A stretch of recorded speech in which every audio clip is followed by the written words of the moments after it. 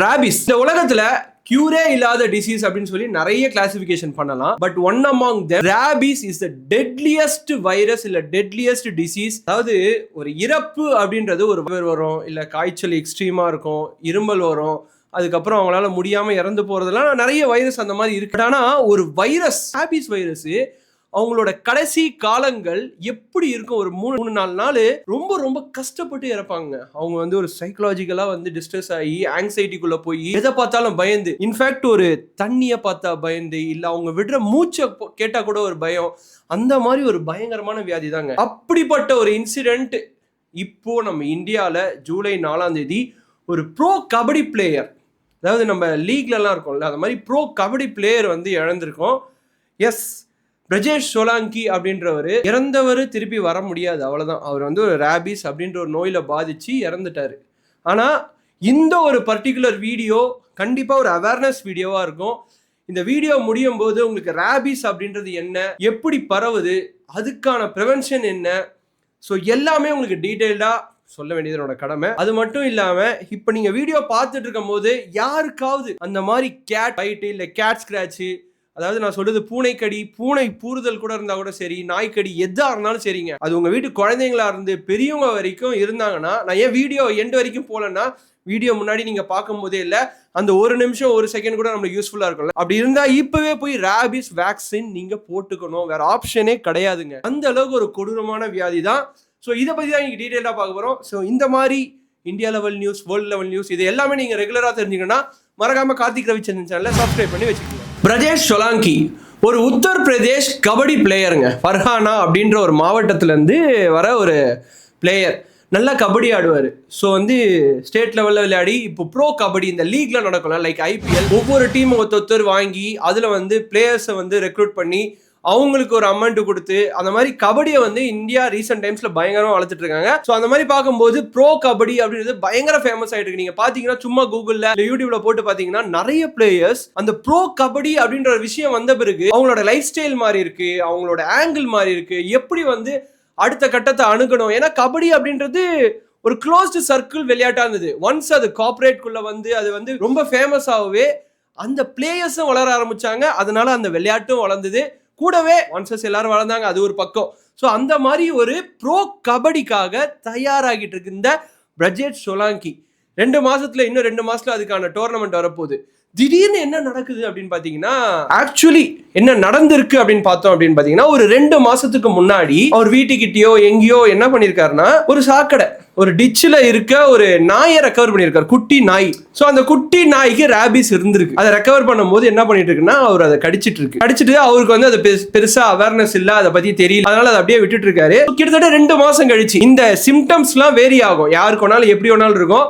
யூஸ்வலா இந்த சிம்டம்ஸை பத்தியும் நான் நிறைய விஷயங்கள் சொல்றேன். ஸோ அது வந்து அஃபெக்ட் ஆகிறதுக்கு கிட்டத்தட்ட 2 மாசம் ஆயிருக்கு. 2 மாசம் கழிச்சு ஜூன் 26 அவர் வந்து வியர்டா ஒரு உடம்புல நிறைய சேஞ்சஸ் ஃபீல் பண்றாரு.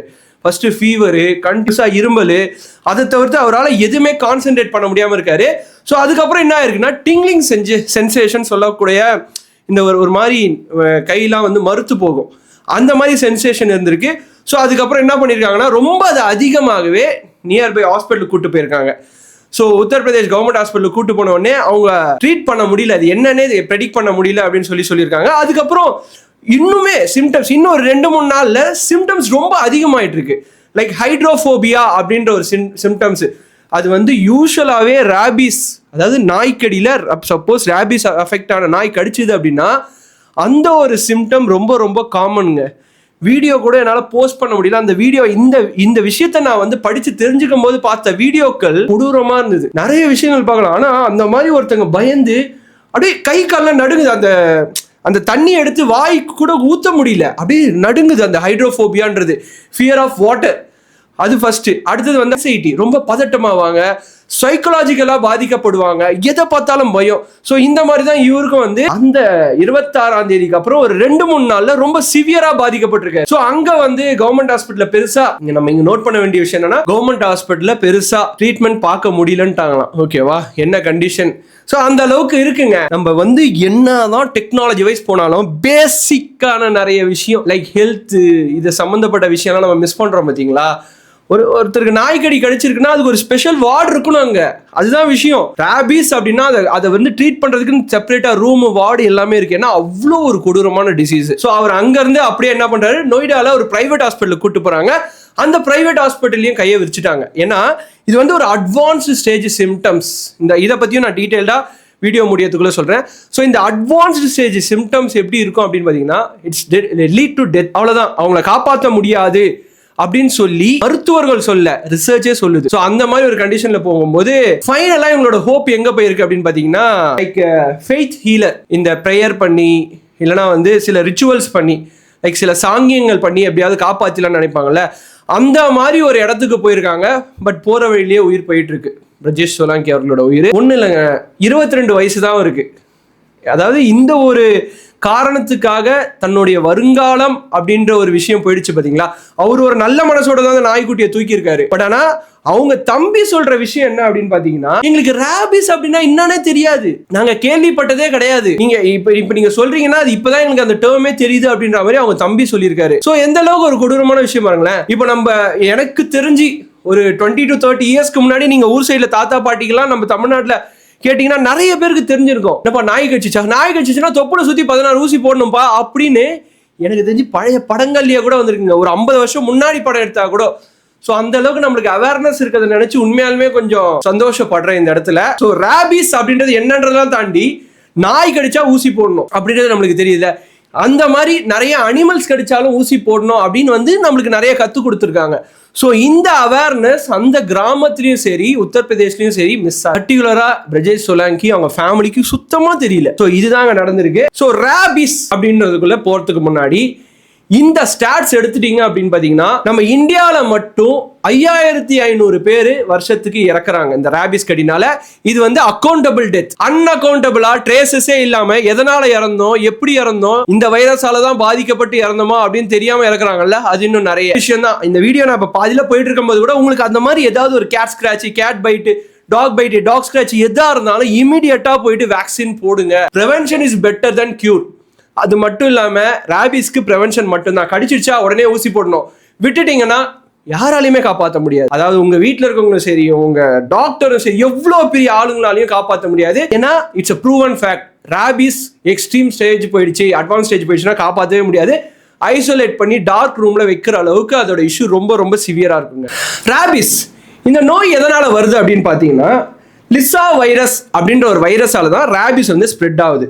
மோஸ்டா WHO என்ன சொல்றாங்கன்னா 99% ராபிஸ் ஸ்ப்ரெட் ஆகுதுக்கான முக்கியமான ரீசன் என்னன்னா நாய்க்கடி தான், டாக் பைட் தான். ஸோ அதை தவிர்த்து என்னென்ன மோடு ஸ்ப்ரெட் ஆகும் அப்படின்னு பார்த்தீங்கன்னா, லைக் வைல்ட் அனிமல்ஸ் எடுத்துட்டோம்னா வௌவாலு, நரி, ஓநாய்கள், அணில் கரடி, இந்த மாதிரி நிறைய அனிமல்ஸ் கிட்ட இருந்து ஸ்ப்ரெட் ஆகும். இதுக்கு சான்ஸ் ஏன் அப்படின்னு பாத்தீங்கன்னா, காட்டுல வந்து பலதரப்பட்ட மிருகங்கள் இருக்கும். ஒரு மிருகங்கள் இன்னொரு மிருகங்களுக்கு கூட வந்து கடிச்சு இல்ல வந்து பிடிச்சு தின்னும் போது அதுங்க கிட்ட இருந்து வைரஸ் வந்து சலைவால இல்ல வந்து பல்லுல வந்து ஸ்ப்ரெட் ஆகும். ஸோ வைல்ட் அனிமல்ஸ்ல ரொம்ப காமனா இருக்கும்.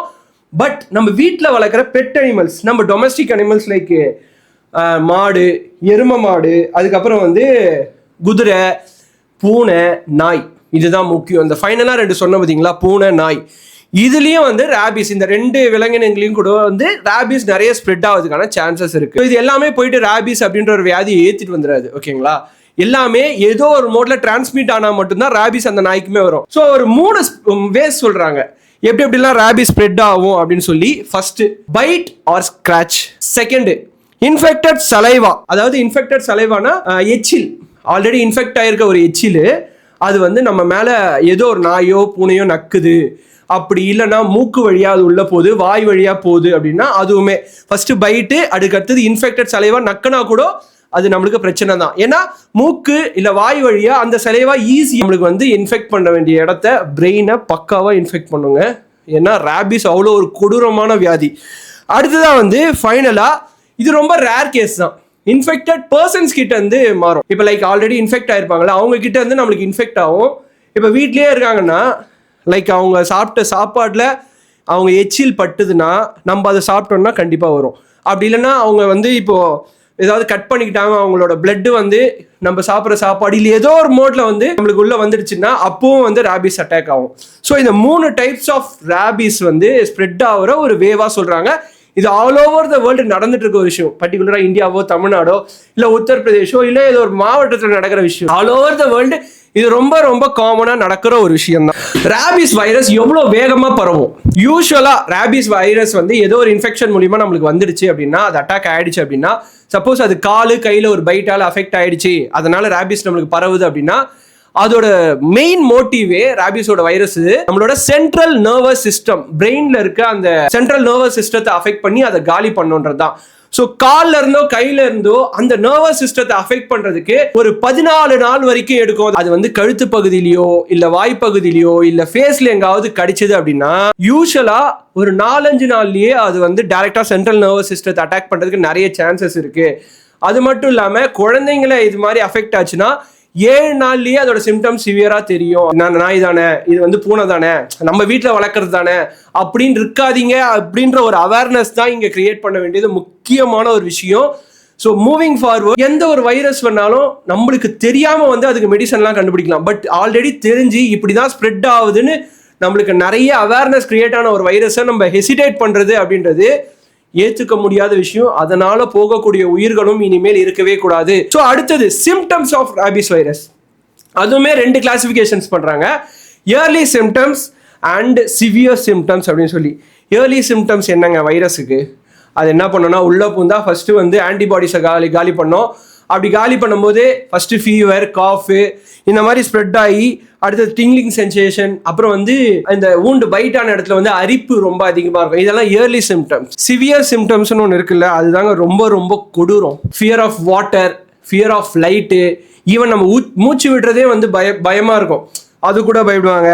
அப்புறம் எக்ஸஸாக வந்து வாயில் வந்து எச்சில் சுரக்கும், ஃபைனலாக பேரலிசிஸ் அண்ட் டெத். இதுதான் சிவியர் சிம்டம்ஸ். சிவியர் சிம்டம் வந்துடுச்சுனாலே இல்லை, உங்களுக்கு நிறைய பேர் பார்த்துருப்பீங்க, கேள்விப்பட்டிருப்பீங்க, உங்கள் ஒரு நியர்பை ஏரியாலலாம் அந்த ரேபிஸால் பாதிக்கப்பட்டவரை தனியாக வீட்டில் அடைச்சிட்டு இருப்பாங்க, பார்க்க கூட விட மாட்டாங்க, கிட்ட கூட நெருங்க விட மாட்டாங்க அப்படின்னு கேள்விப்பட்டிருக்கீங்க. ஆமாங்க, டார்க் ரூமில் அவங்கள போட்டுருவாங்க. அவங்கள வந்து அடுத்தது யாருக்கூடையுமே இது பண்ண மாட்டாங்க. சப்போஸ் அவங்க இறந்துட்டா கூட அவங்கள ரொம்ப ரொம்ப பாதுகாப்பாக ஆஸ் பர் மெடிக்கல் ப்ரோட்டோகால் பிரகாரம் அவங்கள எடுத்துகிட்டு போயிட்டு அடக்கம் பண்ணணும். It's like corona PPE kit இருக்குல்ல, அந்த மாதிரி தான் அவங்களை எடுத்துகிட்டு போயிட்டு அடக்கம் பண்ணுவாங்க. ஸோ இந்த பிரஜேஷ் சோலங்கியும் அப்படி தான் ஒரு அடக்கம் செய்யப்பட்டார். ஏன்னா அந்த அளவுக்கு ஒரு கொடூரமான வியாதி. ரேபிஸை வந்து சிம்டம்ஸ் வந்த பிறகு ட்ரீட் பண்ண முடியுமா அப்படின்ற ஒரு கேள்வி நிறைய பேர் வந்து நான் இந்த பிளாக்ஸ்லாம் படிக்கும் போது கேட்டிருந்தாங்க. ஒரே ஒரு விஷயம் தாங்க சொல்றாங்க, முடியவே முடியாது. நோ. அதாவது உங்களுக்கு கடிச்சிடுச்சு, ஒரு விஷயம் பட்டுடுச்சு, ஒரு கீரல் வந்துடுச்சு, இல்லை வந்து ஆல்ரெடி ரேபிஸ் இருக்க ஒரு நாயோ விலங்கோ ஏதோ ஒன்று வந்து உங்கள் சலைவா வந்து உங்களை தாக்கிடுச்சு அப்படின்னா நீங்கள் இம்மீடியட்டாக வேக்சின் போடணும். அப்படி போடலை அப்படின்னா, அதோட சிம்டம் சிவியர் ஆச்சு அப்படின்னா யாருமே காப்பாற்ற முடியாது. நான் நிறைய தடவை இந்த வீடியோவில் கூட சொல்லிட்டேன். ஸோ நோ அப்படின்ற ஒரே ஒரு விஷயம் தான். ஈவன் சிம்டம்ஸே வந்தால் கூட நோ. சப்போஸ் ரேபிஸ்னா கண்டிப்பாக ரேபிஸ் வேக்சின் அப்படின்றது ஒன்று போட்டே ஆகணும் அப்படின்றதுக்கு மாற்று கருத்தே கிடையாது. ஸோ என்னென்ன டைப்ஸ் ஆஃப் வேக்சின்ஸ் இருக்கு, எந்தெந்த இன்டர்வல்ஸில் போடுவாங்க அப்படின்னு பார்த்தீங்கன்னா 2 டைப்புங்க, இன்ட்ராமஸ்குலர், இன்ட்ராடெர்மல். இந்த 2 டைப் தான் போடுவாங்க. இன்ட்ராமஸ்குலர் அப்படின்றது ஷோல்டரில் போடுறது, இன்ட்ராடெர்மல் அப்படின்றது இந்த ஸ்கின்னுக்கும் மசிலுக்கும் இடப்பட்ட ஒரு லேயர் இருக்குல்ல, அதில் போடுற ஒரு வேக்சின். இது 2த்துக்குமே பெரிய டிஃப்ரென்ஸ்லாம் இல்லை. இன்ட்ராடெர்மல் போடுறோம் அப்படின்னா 24 மணி நேரத்துக்குள்ளே போடணும். அடுத்தது 3ஆம் நாள், 7ஆம் நாள், 14ஆம் நாள், 28ஆம் நாள். அதே போல் வந்து இன்ட்ராடெர்மல் அது வந்து அன்னைக்கே போடணும். அடுத்தது 3ஆம் நாள், அடுத்தது 7ஆம் நாள், அடுத்தது 28 நாள். ஸோ இது மாதிரி ரெகுலர் இன்டர்வல்ஸில் 4 to 5 டோஸு கண்டிப்பாக ரேபிஸ் வேக்சினை கம்ப்ளீட் பண்ணி இருக்கணும். நீங்கள் சப்போஸ் ரேபிஸால் அஃபெக்ட் ஆகிட்டீங்கன்னா. ஸோ இது வந்து ஜஸ்ட் லைக் தட்லாம் ஒரு அவேர்னஸ் வீடியோவாக எடுத்துக்காதீங்க. இட்ஸ் எ சீரியஸ் இஷ்யூனா. நம்ம ஊரில் நம்ம தெருக்களில் நிறைய நாய்க்களை நம்ம பார்க்குறோம், ஓகேங்களா? அது நக்கனாலோ இல்லை வந்து அது கடிச்சாலோ கண்டிப்பாக பெரிய இஷ்யூங்க. சப்போஸ் உங்கள் குழந்தைங்க இருந்தால் அது கிட்ட விடாதீங்க, ஓகேங்களா? நீங்கள் சாப்பாடு வைக்கிறீங்களா, தூரமாக இருந்து வச்சுட்டு வந்துருங்க. பட் மற்றபடி வேற எந்த ஒரு கனெக்ஷன், தடவி கொடுக்குறேன், எப்படி இருக்க அப்படின்லாம் போயிடாதீங்க. ஏன்னா எப்படி என்ன பிரச்சனை வருதுன்றதே நம்மளுக்கு தெரிய மாட்டேங்குது. ஸோ மூவிங் ஃபார்வர்ட், இப்போ இந்த லாஸ்ட் நிமிஷத்துல கூட நான் ஒரே ஒரு விஷயம் தான் கன்வே பண்ணோம். உங்க வீட்டில் யாருக்காவது பூனை கடியோ இல்லை பூனை வந்து பிராண்டிடிச்சோ இல்லை நாய் கடியோ நாய் பிராண்டிச்சோ, ஈவன் உங்க வீட்டில் வளர்க்குற மாடுகள் கூட நக்கிடிச்சோ இல்ல அது ஏதோ கடிச்சிருச்சோ எது தயவு செஞ்சு போயிட்டு நியர்பை கவர்மெண்ட் ஹாஸ்பிட்டல்ல இட்ஸ் ஃப்ரீ ஆஃப் காஸ்ட் தாங்க.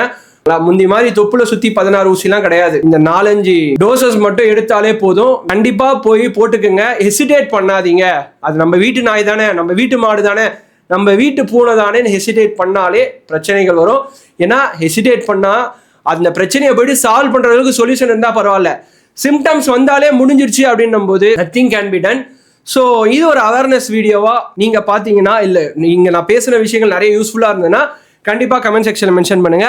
ஸோ இது மாதிரி வேர்ல்டு லெவல் பாலிடிக்ஸ் மட்டும் இல்லாமல் ரெகுலரான நிறைய பிரேக் த்ரூவான விஷயம் உங்கள் எல்லாருக்கும் எடுத்துகிட்டு வரேன். Until then this Vijay Karthik signing off Tata bye bye. C you.